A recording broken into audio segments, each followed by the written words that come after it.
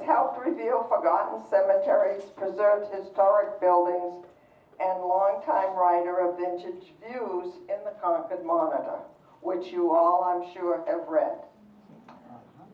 Jim was here about 5 years ago. That was pre-COVID. So let's welcome him back again. Jim? Thank you, Barbara, for that wonderful introduction. I'm debating whether I should use this. Can you hear me better with the microphone? Okay, better. It's an honor to be here. I appreciate the invitation. The turnout's wonderful. I asked a young lady back here, I said, why are there so many people? And she said they promised us free ice cream if we attend. So much for that. Again, I am from Concord. I've been here my entire life. My family arrived in 1850. I know many of you in the room, and I've had some wonderful conversations here just before the program started. So thank you very much for coming.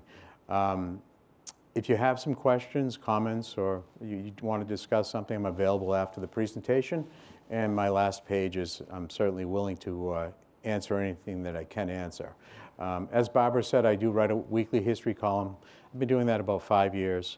I'm in discussion with Pelican Press. I'm doing a book, The Street Views of the City of Concord. It's a history book that I'm working on. That's a 3-year project. And I do a lot of guest speaking around the community. Just recently, I just did the Concord Historical Society last week. And today we're very fortunate to have the Concord Community TV here filming us. So a round of applause for our friends. And thank you for being here too, I appreciate that. So, but getting into the history, every time I make an appearance, I use the word Vintage Views, and simply a look back. I call my column Vintage Views, and again, I've written over 300 stories for the Concord Monitor, and that certainly is a term that I use loosely. Recently, I just did Memorial Day, a New Hampshire Chronicle appearance too. I just did the Forgotten War Monuments here in Concord, and prior to that, I did Concord Oddities with New Hampshire Chronicle. And it's on the schedule to do the history of the granite industry, the quarries here in Concord. So fingers crossed we can hopefully start doing that pretty soon before winter, because that's quite a road to walk up when you're knee-deep in snow. So, but we'll start right here. Okay. I thought we were going to start here.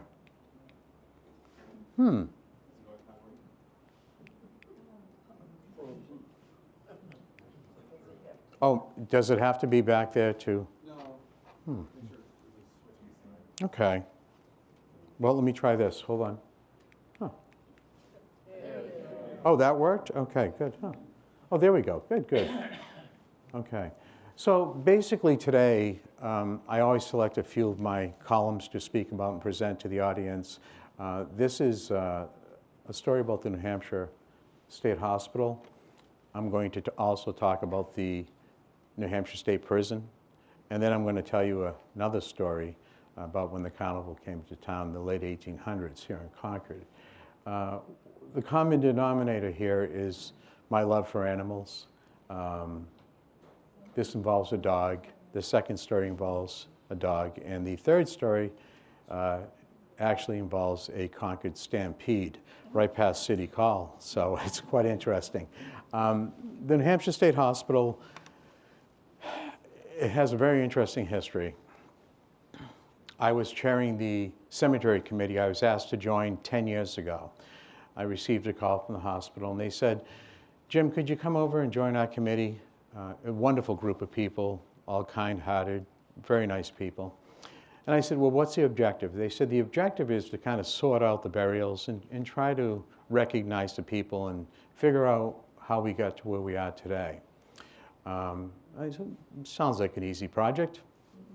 5 years later, we were still doing it.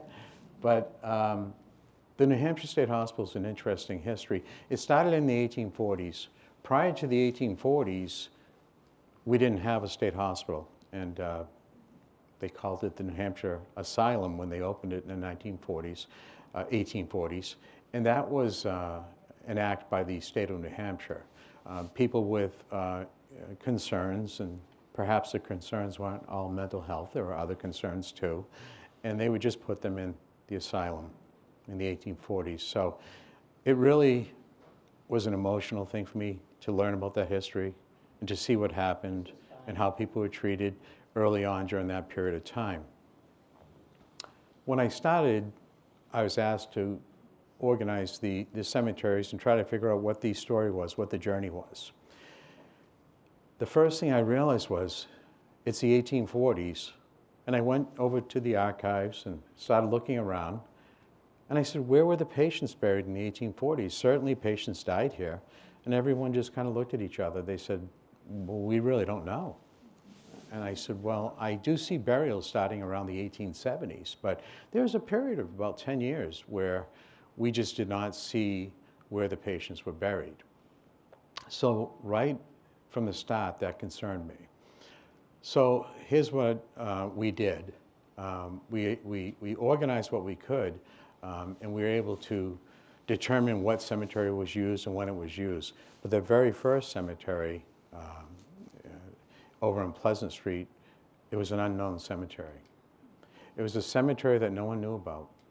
And these poor people were buried there in the 1840s. No names, no records, nothing. And the way that we discovered that is, as I always do, I'm sitting, it was a winter night, sounds like a novel here, but late one winter night, I was sitting up towards midnight, and I always continue to read historic books and newspapers and articles, and I have all sorts of help with my computer. And I was reading a publication from the state hospital that went back into that period of time. They used one term that really caught my attention. They said the occasionally hallowed ground near the pond, 100 yards from the coal bunker. And I started thinking, hallowed ground. So I'm looking at the maps and started thinking about it. And I said, well, I have a good friend, Mike Dunn, whose mother was employed there as a psychiatrist. And I called Mike. I said, Mike, where was the coal bunker? Well, that's where Concord Steam is now. I said, okay. So I said, you got a few minutes? Let's grab a tape measure. I measured out 100 yards. There's a little hill there. And in front of that hill used to be a pond. I have some pictures I'll show you too. It used to be a pond, a beautiful place, peaceful. It's beautiful during that period of time. So I suspected we had a burial site on that little hill. So I contacted a friend of mine at Dartmouth, and he is an expert with ground penetrating radar. And I brought him down, and we ran our grid pattern, our search pattern, and sure enough, these people that were dead for well over a century or more were speaking to me. I found 28 bodies laid out in order on the side of that hill.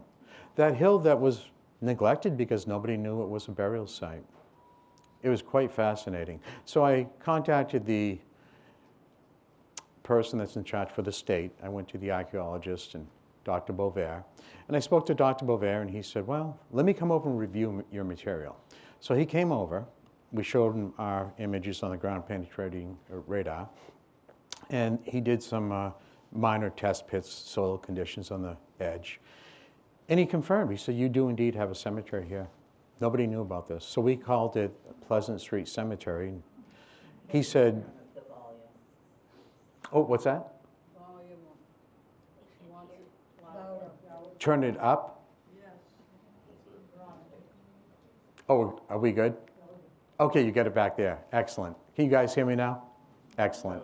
So we turned around, we discovered a cemetery, quite by chance, just because we were inquisitive. We wanted to know what happened back in the 1840s. So we ended up finding that cemetery. There was 25 burials, and Dr. Bovair came over from the state, and he said, when you find a body or an unknown grave, the next of kin is not known, they're not identified. So what we're going to do is say that I'm the next of kin, and I want you to cease and desist and don't touch the ground, don't do anything. And I want you to put granite posts around that area with a stainless steel chain. And we engraved Pleasant Street Cemetery. And the state was putting flowers there every year, a nice wreath, and we ended up honoring those people. And that was really wonderful. It meant a lot to me. And, you know, we go there and we pray and we honor them and certainly put a flag there on Memorial Day, too. So that was a very interesting experience early on through New Hampshire Hospital. And then, let me just go forward here. Well, these are some of the pictures of the early New Hampshire State Hospital. And I'll just go through these and let you see. I have quite a collection of vintage photographs, and they tell a story in themselves.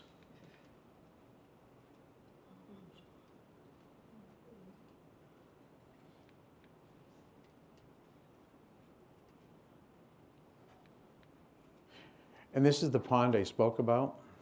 The pond basically is no longer there. When I was a child growing up in the 1970s in Concord, the pond was there and they filled it in and it's now a baseball field. But at one time the pond was just beautiful.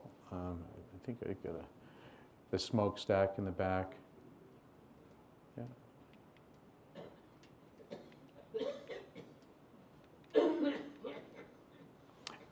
So the first cemetery we located was was the Pleasant Street Cemetery. And then we started reading about a location called Oak Grove. Oak Grove was another situation. There was a grove of oaks over by Pleasant Street. It was on the easterly section of the campus. We do suspect there were burial sites there, but unfortunately to put up some of the buildings to that area, they had added several feet of loam, and ground penetrating radar wasn't able to allow us to detect anything. So we went over there, but I did mention Oak Grove.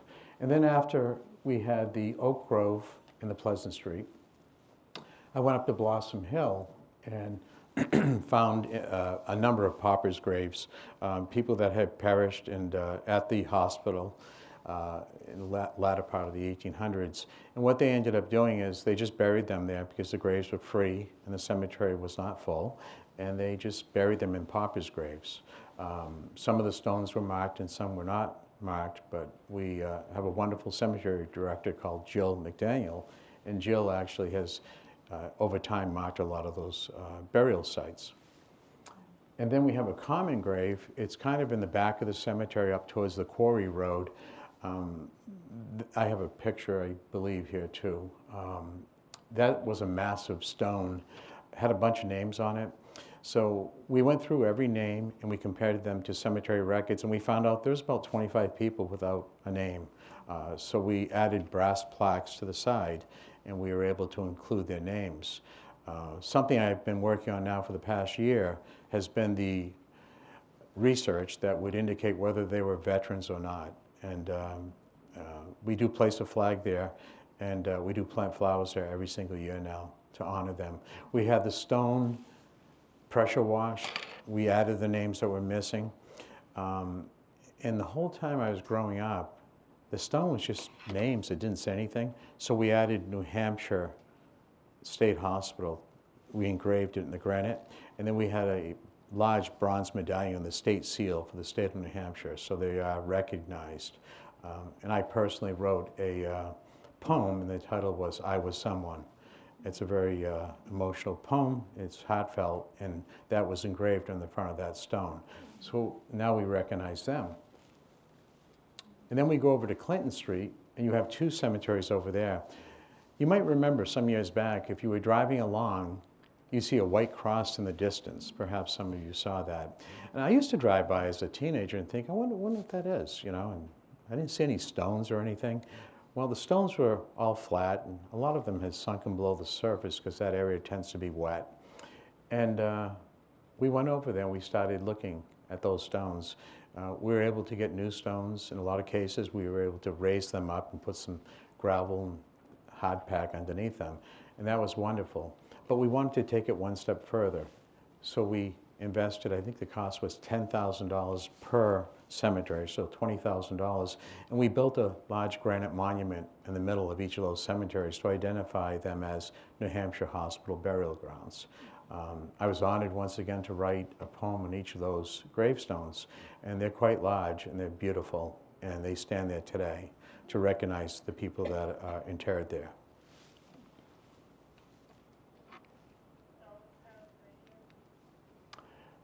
A couple of pictures of some of the burial areas. This is just a nice picture I took last fall at the Blossom Hill Cemetery, leading up to the paupers' graves in that area. This is the stone that I mentioned where we added the bronze circle at the top with the state seal. And that's a poem I wrote. I can actually read it. I lived a life, perhaps unlike yours, but a life it was. I dreamed and I loved, and I left a print on this earth. Recognized and remembered, I sleep in peace, for I was someone. Meant a lot. We put those words on there. And prior to my involvement with the cemetery committee and all of the other nice people on the committee, this stone was just vacant. The names we added are at the bottom. You see the plaque there. Yeah, so that's at Blossom Hill Cemetery. So my story about the New Hampshire State Hospital, this is a true story, and I found it through research. The 1840s came and they went, and there were patients there, and they were doing the best they could. The Civil War came. During the Civil War, we had soldiers returning to Concord at the train depot, a lot of soldiers. And when they came back after the Civil War, some people just had a tough time. Today we would call it PTSD. Back then they simply said, this guy, he's melancholy. And that was a common term they used back then. So they would try to assimilate back into society. They would try to do what they could do to return to their jobs and their families and spouses and so on and so forth. Unfortunately, for a lot of them, they just couldn't do that. The horrors of war were just too intense during the Civil War. So these New Hampshire volunteers decided to sign into the state hospital, known as the New Hampshire Asylum at that time. They became patients at the hospital. So in the 1860s, the population started to swell, and there was a lot more patients, and there's a lot more need and a lot more activity. It was during this period of time, and this is a very nice story, a dog showed up, a stray dog. And the patients, many of them were not allowed to roam, but a lot of people could roam around the campus. And I remember back in the 70s seeing the patients, they were able to just walk around the campus, and it's very nice. And the grounds were kept well. So in the late 1800s, a stray dog shows up. And the patients just loved this little dog. He wasn't anything special, just a mongrel, but he was just a great dog. People would hug him and pat him, and he developed this sense that he belonged with the patients at the New Hampshire State Hospital. So he stayed there, and pretty soon he's walking around on the wards. They're feeding him. They named him. I have a little dog at home too, and I'll tell you that you get really attached, as you all know. So this little fella, really, he was the king. He was all over the state hospital grounds, doing wonderful, and it did a lot of good for a lot of people. The term therapy dog that we use so commonly today, that's basically what this dog was. They didn't recognize that back then, but certainly today. So life was good, and the years started to pass, and we had our own therapy dog with the patients over at the New Hampshire State Hospital. One day, a Boston doctor visited. He came up on the train to Concord, and they picked him up in the wagon and brought him out to the New Hampshire State Hospital. And he commented, this doctor from the big city, he says to the superintendent, he says, "Why is there a dog here?" "Well, the dog's here because the patients want the dog here, and they love the dog, and he's a friendly little dog, so we're going to let him run around and do his thing." Well, this doctor from the big city said, I've had discussions about therapy dogs before. Interesting. He said, "I'll tell you what, I've got to return to Boston tomorrow. Could I give you some money and buy the dog and take it back to Boston with me?" Superintendent said, sure, no big deal. The next day, they took him by wagon down to the train depot in Concord on Store Street. The doctor from Boston got on his train with his little dog in tow. They took off. They went to Boston. The story you would think would end there, but it doesn't end there. There's a really happy ending. What ended up happening is the dog got to Boston. This gentleman that was a doctor in Boston was part of a similar situation. He had Massachusetts had their own form of state hospital, and he worked there. He brought the dog in and thought that was pretty neat. I'll just let the dog go and run around the ward down here in Massachusetts for my patients to enjoy. He came back to work the second day. The dog is gone. Nobody knows where the dog went. So he didn't worry about it too much. He called Concord and he talked to the superintendent and he said, that dog you sold me's disappeared. What's going on? I thought you said the dog would stay at the campus with me here. I don't know. He's been here at the New Hampshire State Hospital for 2 or 3 years and he seemed quite fit. He enjoyed the people, so I don't know. Well, okay. So the matter's over. Both superintendents in New Hampshire and Massachusetts decided that's the end of that. Several weeks later, the patients are on the grounds of the New Hampshire State Hospital. They're all out there enjoying the day. They were all saddened because the story kept circulating to all the patients. This dog was gone. You'll never see this dog again. We're sorry, but that's how things happen. The patients were very distraught. And there's all kinds of things happening. Some patients wouldn't eat, some patients wanted off. They were very upset. Several weeks later, they're sitting out there. It's a beautiful day like today. They see this mangy animal on the perimeter. Is that a bear? Is that a wolf? What is that? And nobody really knew. And it ran up to them and embraced them and licked them. It was their lost dog. He had returned to Concord. From Massachusetts, from Boston. Quite amazing, isn't it? Yeah. And that's a true story. And I just think it's a wonderful story. When I read that story in a publication from a century ago, it just really touched me. Our love of animals and our therapy dogs.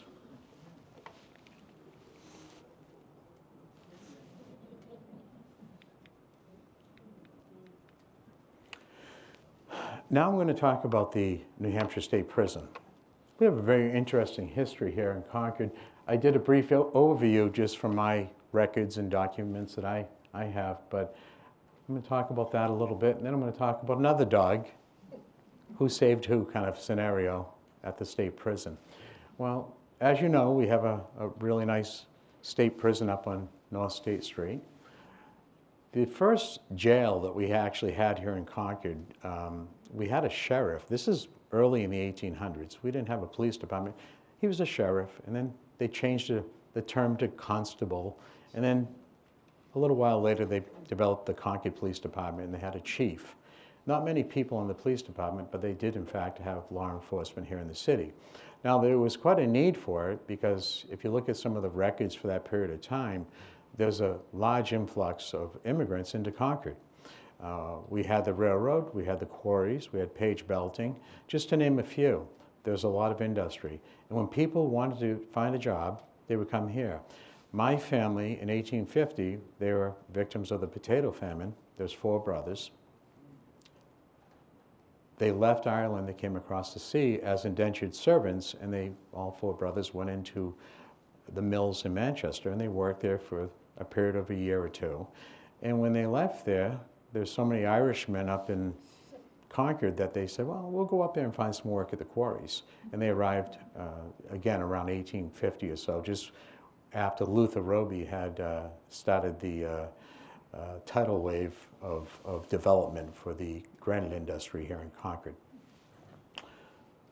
So with the swell of population, with all of these immigrants coming to town, there's a lot of crime. It wasn't real bad, but on a Saturday night, of course, down on Main Street, you know, guys work hard all week up at the quarries, and they would go down to the bars and have their beer and that sort of stuff, and they'd break out in fights. So we needed to find a place to lock people up.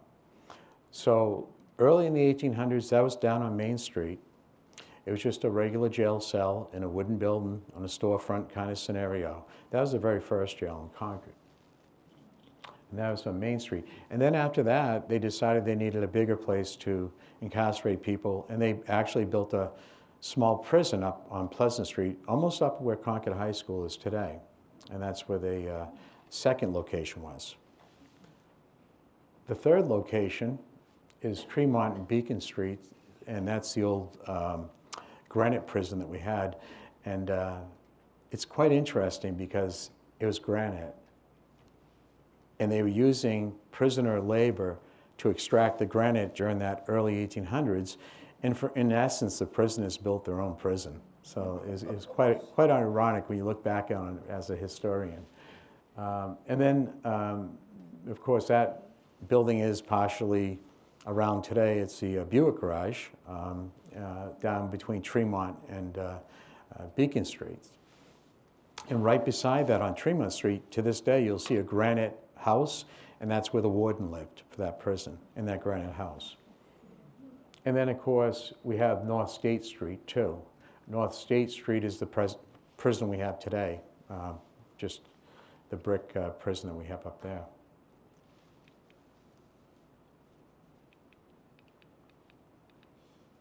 This is a picture of the prison that was between Beacon Street and Tremont Street. You can see the building is all granite.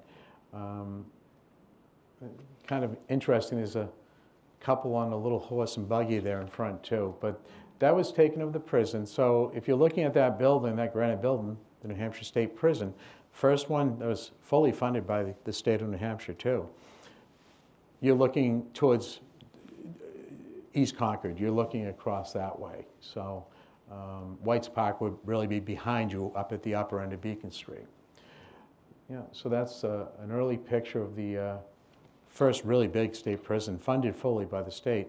And I might add too, when they actually built this prison, they had male prisoners and they had female prisoners too. So it was interesting, isolated. The numbers weren't really large, but they certainly did do that. The state incarcerated female prisons until they built the prison up on North State Street. And it was around 1920 that they signed a contract with the state of Vermont to house the female prisoners in Vermont. So they took them out of New Hampshire at that period of time. That's a nice lithograph. That is the full prison. Yeah. And behind that, you would have the brick section that became the Buick Garage behind this building. This came out in front. So, and again, this is the building between Tremont and Beacon Streets. This is the interior of that prison between Tremont and Beacon, the very first fully funded state prison here in Concord. The cells were small, a lot of masonry, kind of a scary place to be. In 1878, the prison between Tremont Street and Beacon Street, it was there's too many prisoners. They couldn't keep up with it, so they built a large prison, and that's a prison that we see today. It's our current prison, and that was built in 1878 up on North State Street, and that's an old view of that. Another view of the prison right here, the administrative offices and cells behind. And then I'm going to tell you a little story about a prison dog, a therapy dog in itself. So basically, the prisoners, the trustees were outside. And this prison, again, this would have been the very late 1800s. And they were on we used to call them where the guards stayed, but now the trustees are there in the building towards the cemetery. They were out behind the building and they heard a tremendous yelp and commotion in the street. So the guard was out there with the trustees, and nobody knew what was going on. So the trustees and the prisoners ran to North State Street, and they found a little small puppy had been run over by a wagon, because there were no cars back then. And people said, this poor dog's not going to make it. But the prisoners said to the guard, listen, can we pick him up and put him in a wooden crate and bring him back to our place behind here where we live and try to help him? And these seasoned hardened criminals, big guys, burly, were nursing that dog. They would feed it from a little bottle, they give it nibbles of food. And wouldn't you know it, the dog did bounce back. And he survived. And the prisoners were just, they were just so thrilled that this dog had pulled through. So a similar situation, they ended up being allowed to keep the dog at the New Hampshire State Prison. And time and again, just like the state hospital, after a period of a few years, this dog that they loved, somebody visited the state prison from out of state. The warden was never a big friend of this whole dog thing, but he let him keep the dog because it kept everybody in line. After a period of a few years, this visitor comes and goes to the warden. He goes, "This is just remarkable." He said, "What do you mean?" He goes, "You are one of the, you're going to reform all these prisoners. You're doing a wonderful job." And they just heap praise on this warden. They said, "You're on the cutting edge. You have placed a therapy dog with the prisoners and what they're doing, and there's so much more good nature around them." So this gentleman was praised. He was praised, and he was beaming from ear to ear. And of course, he was thinking about getting rid of the dog at one point, but totally changed his mind. And that dog lived to the very end at his last day at the New Hampshire State Prison here in Concord. So it's a wonderful story with a happy ending, both of my dog stories. And again, the warden was just beaming, and he took full credit, believe me, for instilling this rehab program at the New Hampshire State Prison with a therapy dog. So very interesting. It did a lot of good, and it's a nice story to tell. I have one more story. It's amazing how fast time goes. We're looking at, I think, 25 till 3 here. So I'm going to tell this story, and then in about 10 minutes we can open it up and have some discussion and questions and answers and comments, and I would love to hear from anyone that wants to speak. The circus came to town. Common denominator would be the animals, love of animals, but this one is highly entertaining. So back in the early days of Concord, we didn't have places like Disney to go to. What we did have is we had the circus, and the circus would travel around. And there were several circuses, and that's how they made their money. In the winter months, they would travel down to Florida and stay down there. And then as summer approached, they would come up to Concord. They would set up as close to the city as they could get, but you always needed a permit from City Hall. So they had to send someone before they arrived and find out where they could set up their circus. And it was a very traditional circus. They would pitch the large tents, they would bring their animals with them, and they'd have all kinds of people. That was something that was a visiting carnival. We also had a New Hampshire State Fair. It was out on Clinton Street, and it was a Concord State Fair, they called it. And that was once a year, but they had fairgrounds over behind where Mary Baker Eddy had her residence. So this was a traveling carnival. They ended up arriving this particular year, and they brought everything with them. And the officials at Concord said, "You know what?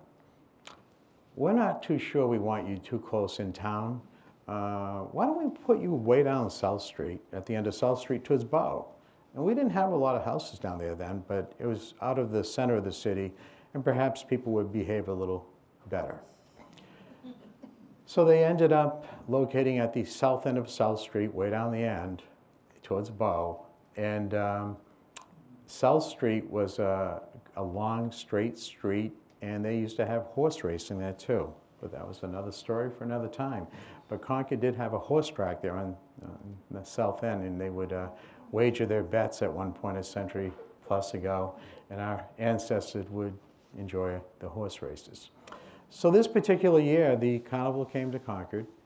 They ended up pitching their tents, and all the workmen tried to assimilate into the community, and everyone's having a great time, and kids are buying their tickets, and mom and dad are bringing everyone to the circus. And that worked out quite well. They were isolated. They were behaving. This was going to be a good carnival this year. So we thought. What ended up happening is, one morning, people near City Hall were hearing screams and shouts and all kinds of activity. What the heck is going on? Why are people yelling? What's going on? And people are yelling, get out of the road, get out, run. So people started picking up their little kids and running to the sidewalks and getting out of the way. And lo and behold, coming up from South Street, coming up onto Green Street, in front of our City Hall, were 2 buffalo. True story. The buffalo had escaped from the carnival. They were tethered or they were enclosed somewhere. They had certainly escaped. So these 2 buffalo had their own stampede, and they were doing quite a good job of it. Well, they're heading north. People are jumping all the way. People are screaming. The carnival workers are on horseback trying to chase them, and they can't get them back. They get to the end of Green Street, and they take a left. They run up Center Street, and they're going a full trot. Those buffalo were not going to give up. So they get up there, and they get up near Concord High School. Everyone's chasing them. Half the town was chasing them at that point. And they took a left on a Fruit Street, up over by the State Hospital. And Fruit Street is called Fruit Street because before we had Memorial Field, it was all fruit orchards over there, apple trees. I mean, it must have been beautiful. So a farmer was over there, and he had a small barn on his property, and he loved that sort of stuff. He's an old farmer, and this is amazing. There's 2 buffalo heading towards me. So he started getting their attention, jumping up and down over by Memorial Field, and he closed the barn doors in the back of his barn, and he opened up the front ones, and lo and behold, the 2 buffalo ran into the barn. And he shut it, and he threw a wedge in front of it, and he had captured the 2 buffalo. And the stampede, the Great Concord Buffalo Stampede, was over. Everyone was safe. The carnival people showed up. They took their buffalo back and returned to the carnival. But that's a true story. Quite exciting for Concord. That's what our ancestors were dealing with.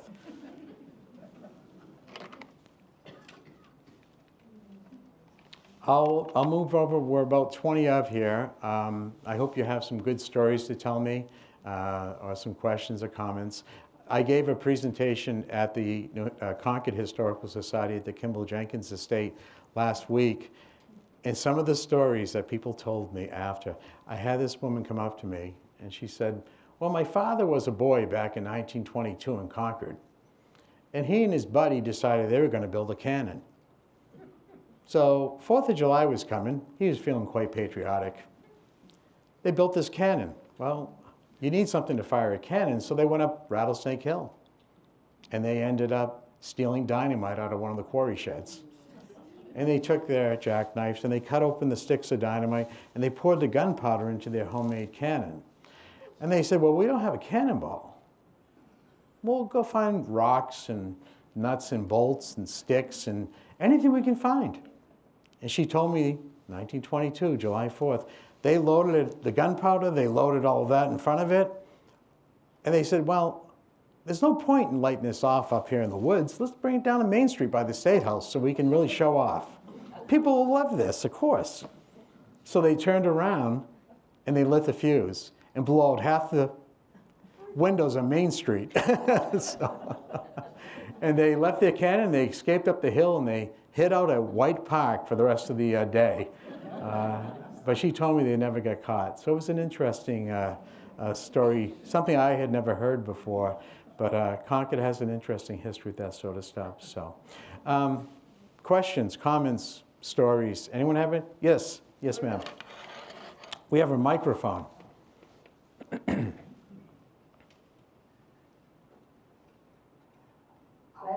I'm a proud Concord native, having grown up in the Millville district on Pleasant Street. Yes. And a number of my family and loved ones are at rest up in the cemetery further up Hopkinton Road, and I have a place there set out for me. Now, what is the name of that cemetery? It's on Pleasant Street, left-hand side. The left-hand side. Yeah. Yeah, I thought they called it Millville Cemetery, but Well, that's what I thought, because that was the Millville district, but yeah. I hesitate to use that because I want to make sure I'm sending people to the right place. I know. Well, this is going to be broadcast on Concord TV, so I don't want to give you the wrong information, but my family's been here since 1850, as I've stated, and I grew up here. We always called it the Millville Cemetery. Millville was known for pottery and some of their fine artisan work. They did very well in that area. Concord is actually broken up to more than a dozen villages. We're really a city of villages. You know, we have Fosterville, we have Millville, East Concord. I mean, it's countless. We have Break a Day. Break a Day is a place up here in the Heights. During the Civil War, we had an encampment up here, and the encampment at Break a Day was named that because it was the first spot in Concord where you would see the sun, the highest point, and the sun to the east when it was rising. But I think Millville, some beautiful stones in there and a lot of history in there too. It is beautiful. Thank you. Yes?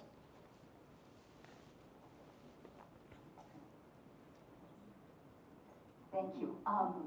Before Margaritas was Margaritas, it was another name. And when we first moved here in the 70s, we had to go to that restaurant because you could eat in a real cell. Was that the prison that you were referring to on Main Street? Yeah. Okay, that was not the prison. That was the Concord Police Headquarters, which had cells. I have a wonderful picture of that too, with all the high-hatted Bobby cop-looking police officers in front of the building. But that building was originally constructed. That brick building it wasn't quite as large, it was smaller. There was another building over towards Concord High. It was kind of a ramshackle kind of building. It wasn't something we were too proud of, but that was the police headquarters, this old building, and then they built that building on Warren Street, the brick building. They originally added the main building, but they did not have a garage or stable area, so that was added at a later point. But no, you're right. That was one of we still have those jail cells. We can go enjoy our food down there and sit in a jail cell, but a lot of history there. And also, I might add, the library in Pennacook was originally a police station too. The brick building in Pennacook, which is, it's no longer being used, it's empty, it's owned by the city of Concord, but that brick building in Pennacook was originally constructed as a police station. And it's because we didn't have cars back then. We had the trolley, we had the horse-drawn trolley, and then we had the electric trolley. And what the gentlemen would do, they were police officers, they would travel up there and man that station and patrol Pennacook on foot. And it became a library, and now it's empty. Yes, and there's a jail cell in there too. It's still there. I was interested when you started talking about the prison going up South Street. I grew up on South Street. Mm-hmm. Way up by junior high school is Bow Street. Mm-hmm. And there's a part of the building that I can remember going up to with a lady that lived here, Yes. who was some kind of a relative to my father. Oh. And she talked about horseshoeing. And I'm just wondering if that's what my grandfather did. Well, I can tell you that the job of a blacksmith was a very popular job, not just to shoe horses, but also for the quarries. They were sharpening all the tools. Also, in addition to that, of course, the railroad had blacksmith, and there was so many uses for a blacksmith here in the community. But I did not know about a blacksmith located right there. There was a blacksmith down on Main Street, down by the Eagle Hotel, and interestingly enough, I think it was probably around the 1940s, when they were doing some work in one of those buildings down there, they discovered a massive stone, and it was a stone used by the blacksmith in that garage or in that blacksmith shop, and it wasn't discovered until years later. They tended to just bury things back then. You know, and when you were tearing down a building or you wanted to move something, they tended to do that. Similar to the old train, you must remember the old train depot on Stewart Street. My grandfather, we're all quarrymen, but my grandfather was 40 years, as we said, with the bridge crew with B&M Railroad. So I went down when they were just doing the demolition. They were excavating on Store Street there 2 years ago, I think. And I'm involved with the Heritage Commission and Demolition Review Board for the City of Concord as a volunteer. So I went down just to see what was going on. It was fascinating. I watched that bucket pull in, and they hooked on all kinds of granite. And they were pulling the old foundation for the train depot out of the ground. So when that building was torn down in 1960, which was a terrible thing, it was torn down in 1960, that grand building. They buried a lot of the subsurface work and that sort of thing. Yeah, it's sad. But I don't doubt there was a blacksmith shop down there. Certainly don't. Yes?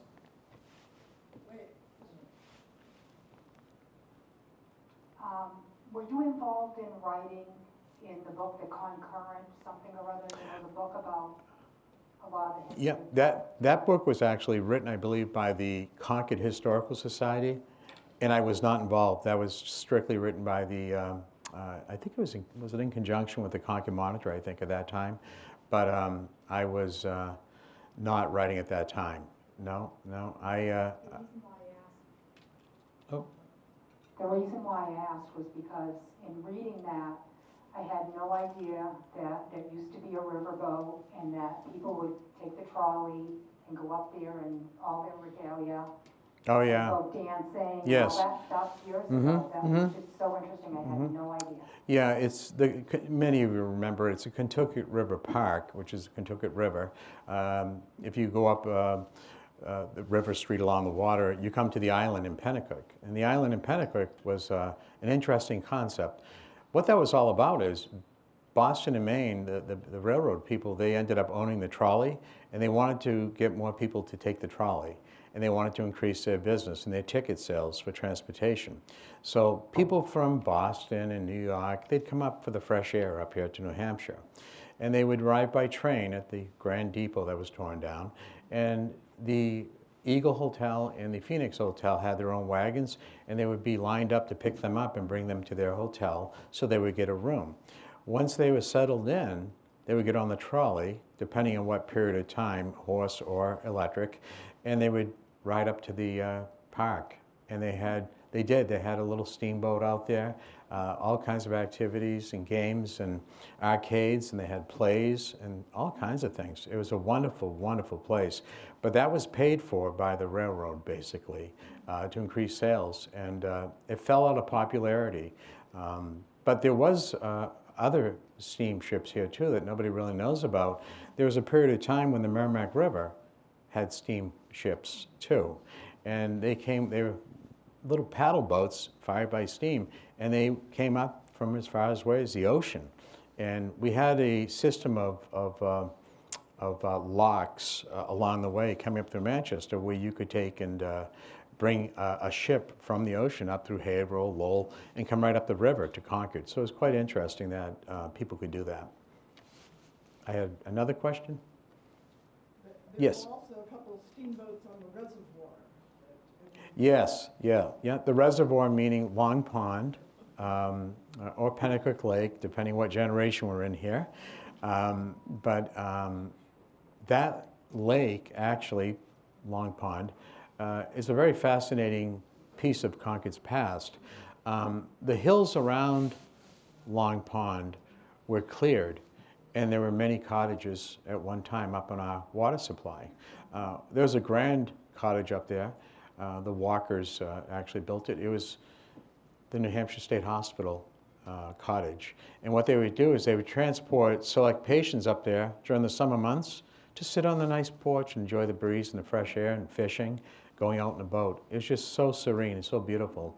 I have a friend that actually, his father worked on dismantling when the city of Concord created an ordinance forbidding people from fishing and boating and so on and so forth. They took all the cottages down and restored it to its natural beauty. Sometimes when we have a drought, you can even see to this day, there's a primitive road that actually starts around District 5 and goes out Via Tranquilla, and it goes down and it goes through the middle of Long Pond. And I try to see it if we're in a drought situation. I think I've seen it once in my years, and that road goes under the pond. So it's quite fascinating, a very rich history up there at Long Pond. Yeah.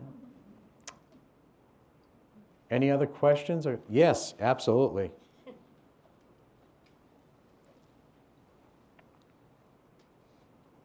I have another dog story. Oh, I love dog stories. This is an exciting one.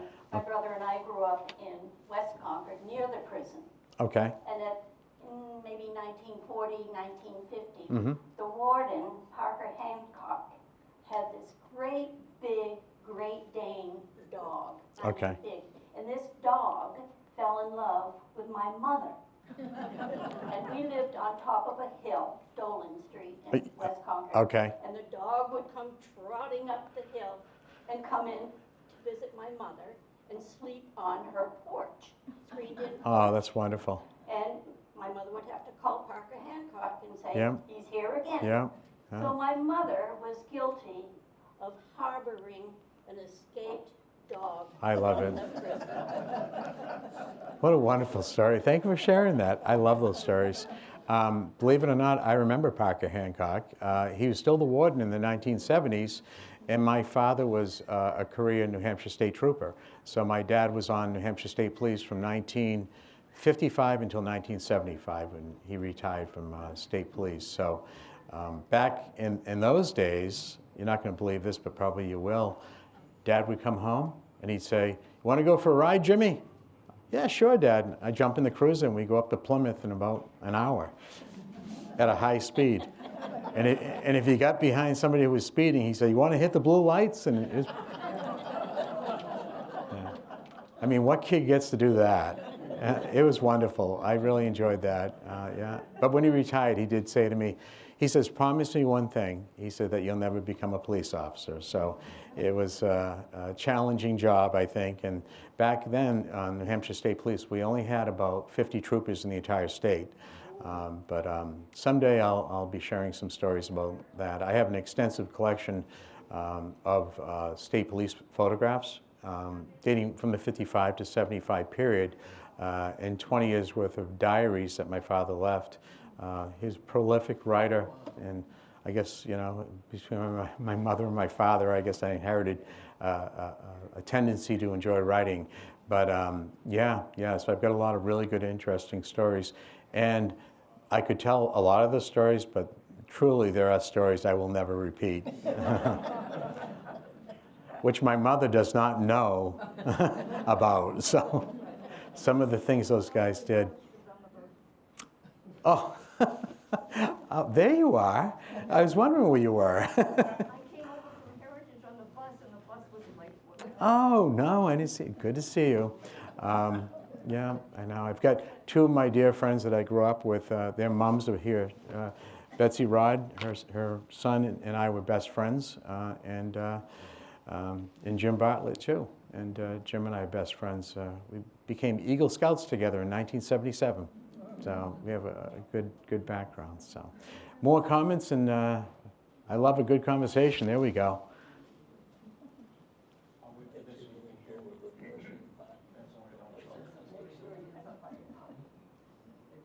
Well, I don't want to eat it either. I can hear. You talked about the state hospital. When I worked there, it was, well, if everybody wants a good horror story, go to the state hospital, down into the tunnels. Mm-hmm. That scared the you know what out of me when I went there, because Oh. we're delivering some food for a function. Mm-hmm. And I looked down and I says, "What's this room used for?" "Electric shock therapy." I said, "Oh, that's great." He said, "Yeah, they'd sit there and they just electrocute you." I said, "No thanks." But then we went down another corridor, and the security guard that was there said, "This is as far as you can go." He says, "It's all dark." He says, yeah, if it's all dark, why is there a light down the other end? I says, someone left the light on. There's no electricity down there, he said. Wow. And so it was spooky, but, oh. I've heard those stories. Yeah. It's interesting. I've got a collection of stories that relate to that topic, which I'm not going to share all those today, but it's quite interesting, some of the stories. Were there any other questions? And I'll share one related story with you. Okay. We're in the last 5 minutes here, but I will tell you that it was 1939. My father was just a kid from the North End. He was 8 years old. It was getting dark. It was October. It was around Halloween. And all the kids are yelling, "There's a ghost at the Old North Cemetery. There's a ghost." So my father and all his friends ran down the street, and they got in front of the iron fence over by Walker School, and they're all leaning on the fence. Pretty soon, the vintage 1930s Concord police cruiser with the silent hand crank siren pulls up, and two young fellas, probably 21 years old, they get out with their high bobby caps on, and they walk over to the fence. And sure enough, in the distance, it was kind of foggy. It was October. They can see something moving around out there. Well, what do you think that is? Well, I don't know. Are you going to go in? Well, let's just see what happens, the police officer said. We'll hold back a little bit. So my father arrives, and he's listening to this whole thing, and he told me this story firsthand. He says, "Jim," he says, "those Concord police officers, they were really scared. We were all scared. We didn't know what was going to happen. There's a ghost back there." So pretty soon, it's 1939. That's when state police started. My father's there, and another cruiser pulls up. He'd never seen a trooper like this. He was a trooper. He'd never seen a police officer look like a trooper. Green uniform, really big guy. He gets out. My father's watching him. He doesn't say anything to anyone. His name was Trooper Fletch Forsythe. Fletch gets out, looks around, and the Concord police are kind of fading back.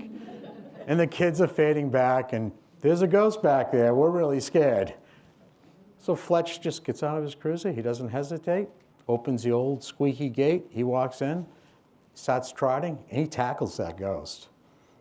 My father said, "Wow, I'm going to be a state trooper someday." And that's a true story. My father said that inspired him to become a New Hampshire state trooper. And what it was just some local person that probably had a little bit too much, and they had a white sheet over their head, and a screeching, piercing voice, and they were just jumping off stones and having a great time. But it was that trooper that day that inspired a full career for my dad. So, cool story. So, well, thank you, everyone. I had a wonderful time. Thank you.